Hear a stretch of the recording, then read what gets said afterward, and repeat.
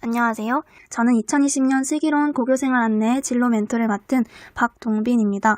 제가 이런 멘토 영상이 민망하기도 하고 조금 부끄럽기도 하지만 맡겨주신 만큼 열심히 준비해봤는데요. 먼저 여러분께서 제 조언에 조금 더 귀를 기울일 수 있을 그런 신뢰를 좀 드려야겠죠?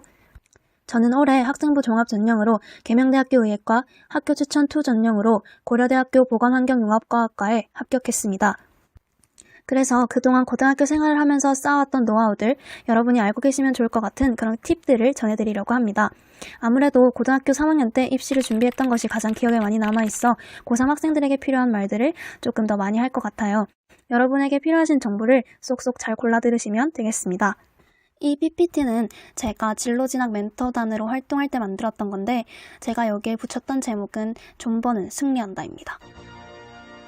이렇게 대놓고 말해도 되는지 모르겠는데 존나 버티면 승리한다는 겁니다. 포기하지 않고 끝까지 최선을 다하는 사람이 결국 승리하는 거예요. 꿈을 이루게 되는 겁니다. 그러니 여러분도 이 긴 마라톤을 완주할 때까지 존버하셔서 승리의 기쁨을 누리셨으면 좋겠습니다. 이 영상은 코로나로 인해 개학이 연기되어 학교에 가지 못하고 계실 고등학생 여러분들을 위한 것이에요. 이 영상들을 통해서 공부 방법, 생활기록부 관리하는 법, 자소서와 면접을 준비하는 방법을 알려드리려고 합니다. 우리 대구 후배들에게도 조금이나마 힘이 되었으면 하는 마음에 영상을 만들게 되었는데요. 이렇게라도 여러분들께 도움을 드릴 수 있어 기쁩니다. 다들 좀 더 힘을 내서 코로나를 잘 극복하고 어려운 상황 속에서도 여러분의 학업과 진로를 잘 이어갔으면 좋겠습니다. 그럼 공부 방법에 대한 팁들에 대해 얘기해 보겠습니다. 과목별로 나누어 봤는데 먼저 국어. 국어는 지문도 점점 길어지고 문학, 문법, 비문학 등 공부해야 하는 범위가 넓죠. 그래서 국어를 잘하기 위해 제가 생각하기에 가장 중요한 것은 꾸준함이 아닌가 싶습니다. 그렇기 때문에 첫 번째로 추천드리는 국어 공부법은 매일 아침 비문학 지문 풀기입니다. 사실 지금 소개드리는 국어 공부법들은 수능을 위한 방법들이라고 할 수 있어요. 저는 고등학교 3학년 때 매일 아침 학교 가기 전이나 아침 자습 시간에 비문학 지문을 풀었습니다. 그리고 제가 아침에 푼 이유는 국어가 1교시에 치르는 과목이었기 때문이었는데요. 약간의 수능 시간표에 대한 적용이라고 할 수 있겠죠? 여러분도 그걸 참고하셔서 국어 문제는 웬만하면 아침에 풀어보면 더 좋겠죠? 제가 푼 문제집은 간쓰개라는 책인데요. 비문학, 화작문, 문학이 1일차, 2일차 이렇게 하루 단위로 나뉘어져 있고 이 지문을 풀 땐 몇 분 정도가 적당하다라는 이런 기준도 나와 있어서 모의고사의 축소판처럼 매일매일 풀 수 있다는 점이 좋았습니다. 그리고 모든 지문이 EBS 연계로 이루어져 있어서 좋다고 할 수도 있지만 그래서인지 난이도가 그렇게 어렵지 않다는 점은 좀 아쉬웠습니다. 꼭 이 문제집이 아니더라도 매산비나 매일 풀 수 있는 문제집들이 서점에 가면 많이 나와 있기 때문에 그 중에서 자신한테 맞는 것을 골라서 매일 풀어보는 습관을 기르셨으면 좋겠습니다. 또 굳이 비문학이 아니더라도 자신은 화작문이나 문학이 약하다 하면 자신이 취약한 파트를 골라 매일 풀어보는 것을 추천드립니다. 그리고 두 번째는 일주일에 2번 모의고사 풀기. 사실 모의고사는 많이 풀면 풀수록 좋긴 하지만 사실 여러분도 아시다시피 국어 모의고사는 한 번 풀면 거의 약 80분 정도 각오해야 되시는 거 아시죠? 그래서 학교 수업과 다른 과목들을 공부하면서 매일매일 모의고사를 풀기에는 조금 부담스러울 수도 있어요. 저도 고1, 2학년 때는 모의고사 준비를 많이 안 했기 때문에 꾸준히 그런 모의고사 푸는 연습을 못했었어요. 그렇지만 고3 때는 이제 수능을 쳐야겠죠? 자습 시간도 늘어나고 해서 주말에 실제 모의고사처럼 시간을 재면서 모의고사 기출이나 EBS, 사설 모의고사를 2회씩 풀었었습니다. 그렇게 해서 국어는 감을 잃지 않도록 하는 것이 중요하지 않나 싶습니다. 세 번째는 문학작품 암기하기. 저는 모든 과목이 암기 과목이라고 생각해요. 물론 응용해서 문제를 풀어야 하는 과목도 있지만 그 기초 개념을 쌓기 위해선 암기가 필요하니까요. 국어도 마찬가지로 문학작품을 분석할 때 쓰이는 용어라든지 표현법을 알아야 문제를 풀 수 있습니다. 처음 고등학교 국어 시험지를 보면 살짝 당황할 수도 있어요. 저도 그랬거든요. 정서를 막 환기한다든지 감각의 전이라든지 무슨 의미인지 이런 애매모호한 단어들이 선지에 막 나오기 시작합니다. 그래서 개념 암기가 필요한 거죠. 그리고 수능에는 어떤 작품이 나올지 모르기 때문에 자신이 한 번 만났던 문학 작품은 시간이 지나도 줄거리나 인물의 성격 정도는 떠올릴 수 있도록 암기해두는 것이 필요하다고 생각합니다. 내신은 당연히 범위가 정해져 있으니 범위 안의 작품들은 선생님께서 필기해주신 것까지 싹 외우는 게 좋겠죠? 저는 문학 작품을 공부할 때 수업을 들으며 필기했던 것을 일단 외웠어요. 그 다음에 시험 범위에 포함된 작품들을 다시 프린트를 하는 거죠. 그 다음에 그 위에 책을 보지 않고 마치 내가 선생님이 된 것처럼 설명하면서 필기를 하는 방식으로 공부를 했습니다.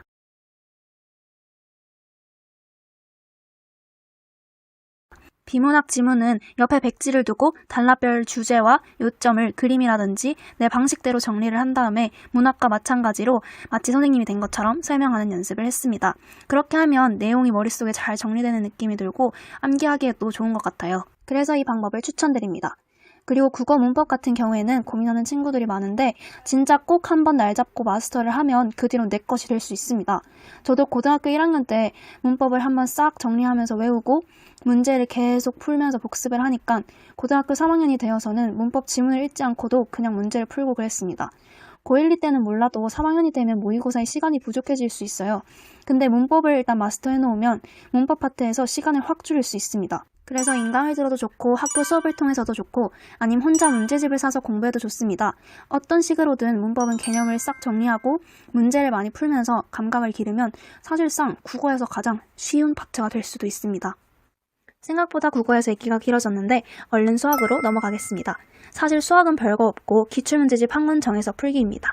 지금 교육과정이 개편되면서 기출이 적어지긴 했지만 2021년도 버전으로 많이 나왔더라고요.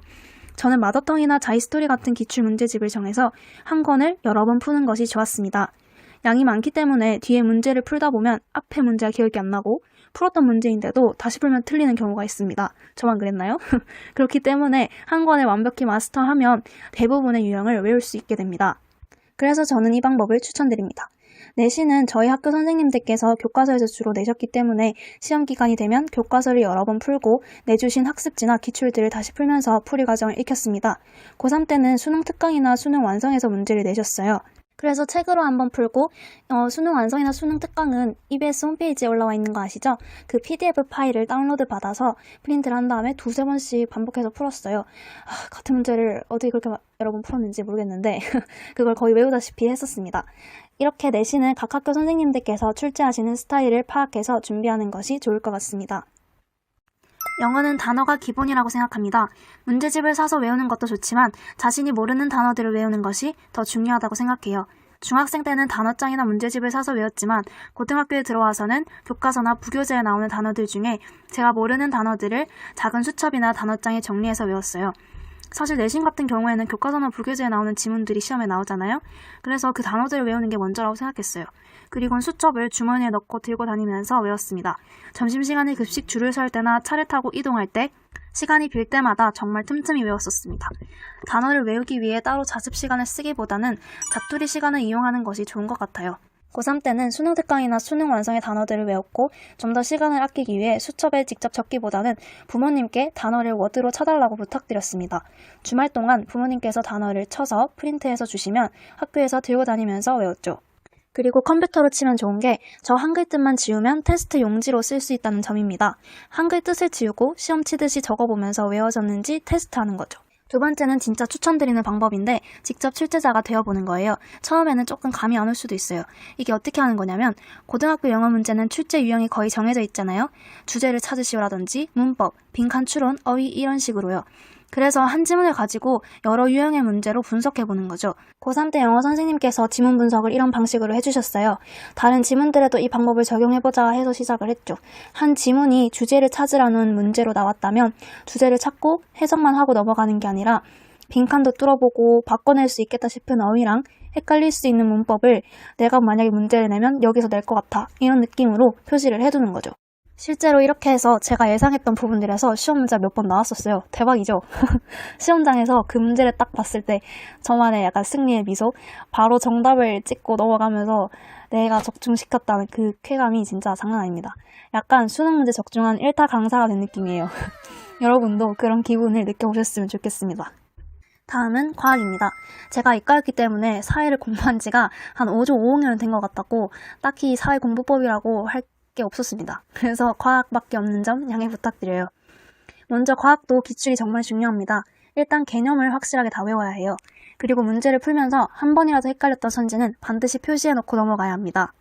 나중에 채점하면서 풀이를 봐야지 하면 뭐가 헷갈렸던 건지 기억이 잘 안 나거든요. 제가 그랬어요. 그리고 암기할 때 추천드리는 방법은 백지 복습입니다. 아까도 언급을 했었는데 저는 이면지를 항상 묶어서 들고 다녔어요. 종이가 아깝기도 했고 막 쓰기에는 이면지가 좋았거든요. 샤프심 닦는 것도 약간 아까워가지고 복습할 때는 막 초등학교 때 쌓아뒀던 그런 연필을 썼어요. 이런 식으로 적으면서 외우면 좀 더 기억에 잘 남는 것 같더라고요. 저는 필기에 약간 강박이 있어가지고 깔끔하게 정리하려면 완벽하게 해야 됩니다. 그래서 예쁘게 한번 해봤는데 시간이 엄청 걸리더라고요. 그래서 이렇게 복습을 할 때는 글씨체 신경 안 쓰고 막 적었습니다. 여러분도 정리를 할 때 필요 이상으로 시간을 끌면서 예쁘게 깔끔하게 하는 것보다는 좀 더 약간 효율적으로 할 수 있는 방법을 선택하셨으면 좋겠습니다. 그리고 과학 같은 경우에는 인강을 적극적으로 활용하는 것을 추천드립니다. 저도 1, 2학년 때는 인강을 잘 몰라가지고 못 들었었는데 그게 좀 아쉬웠어요. 만약에 미리 인강을 접해서 과학을 스킬을 배웠다라면 2학년 때 좀 더 잘할 수 있지 않았나 싶습니다. 그리고 만약에 학원을 다니고 있다면 인강을 굳이 들을 필요는 없지만 여기서 포인트는 과학은 스킬이 정말 중요하다는 겁니다. 중학교 때까지는 잘 느끼지 못하지만 고등학교 시험은 타임어택입니다. 그렇기 때문에 시간 내에 문제를 풀어내는 능력이 정말 중요해요. 대표적으로 모의고사가 그렇죠. 특히 과학은 30분이라 더 그렇습니다.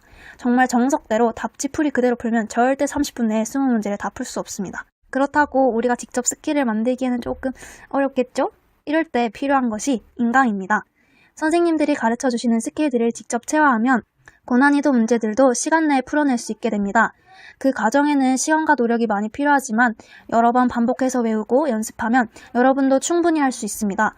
그래서 고3 같은 경우에는 적어도 6월 모의고사 치기 전까지 9월까지 괜찮을 수도 있고 그래도 6월 전까지는 과학 개념들을 완성시켜두는 게 좋아요. 그래야 고난도 문제를 위한 스킬을 배우고 체화해서 연습 문제를 충분히 풀어볼 수 있거든요. 6월, 9월 평가원 모의고사들을 치고 나면 다른 선생님들께서 변형 문제를 많이 만들어 주시는데 그것을 좀 풀어볼 시간이 필요하거든요. 저도 그렇게 하지 못했던 게 좀 아쉬웠어요. 스킬을 체화해서 문제에 적용해볼 시간이 좀 부족했었거든요. 인간 커리큘럼은 확실히 현장 강의가 아닌 이상 시간 맞춰 따라가는 게 쉽지 않습니다. 그래서 후배 여러분들은 요즘 방학도 길어졌는데 개념을 미리미리 확실하게 잡아놓고 좀 더 여유를 가지고 탄탄하게 준비하셨으면 좋겠습니다. 그렇다면 이제 여러분의 머릿속에 어떤 인강을 들어야지라는 생각이 드실 텐데 그건 다음 동영상에서 제가 겪었던 인강들의 후기를 들려드리도록 하겠습니다. 여기까지가 제가 준비한 저만의 공부 방법들이었는데 요즘 영상 길면 보기 힘들잖아요. 그래서 최대한 압축해서 빨리 하려고 했는데 생각보다 길어졌네요. 말을 하다 보니까 하고 싶은 말이 계속 늘어나더라고요. 제가 아마 가장 많이 했던 말이 암기였던 것 같은데 진짜 꾸준히 복습하는 게 핵심입니다. 제일 중요해요. 꼭 제가 말한 방법들이 다 답은 아니니까요. 여러분께 맞는 방법을 잘 찾아서 원하시는 목표 다들 꼭 이루시기 바랍니다. 긴 영상 끝까지 함께 해주셔서 감사합니다. 그럼 다음 영상에서 만나요. 안녕!